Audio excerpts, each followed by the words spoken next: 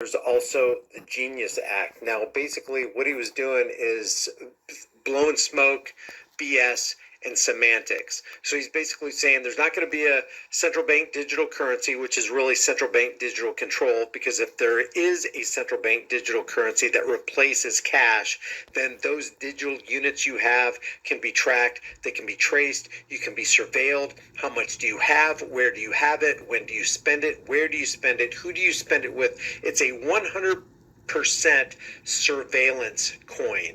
And that's the same with any digital asset that the government has its hands in and its control on. Don't believe it for 1 second. And let me just show you this right here. This was kind of interesting. Tom Elliott says, "Hello, Grok. Can you explain to me, like I'm a caveman retard, why critics say the Genius Act could be used as a backdoor for CBDC?" And this is short and succinct and quite informative. Says Caveman Simple, critics say Genius Act lets banks under tight federal government watch issue private stable coins, basically digital USD you can send fast. These are one-to-one backed by real dollars, regulated heavy, so government can see and track every transaction easy through the banks. It's like the CBDC, the government digital dollar, with full surveillance and control, but run by private banks instead of the Fed directly. By the way, the Fed, Grok, is a private institution. It's a private bank. Even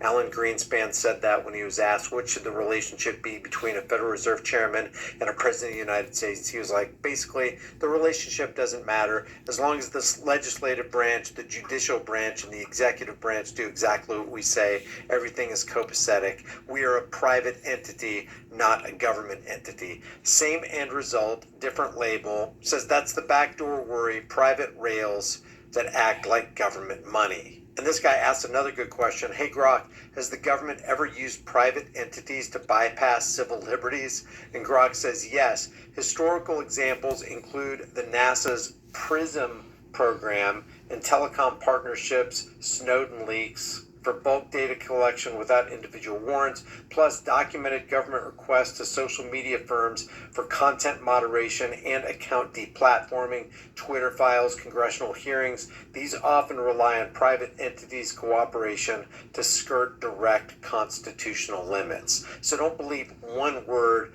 the Treasury Secretary is saying right here, because every time they open their mouth, you know they're lying to you. And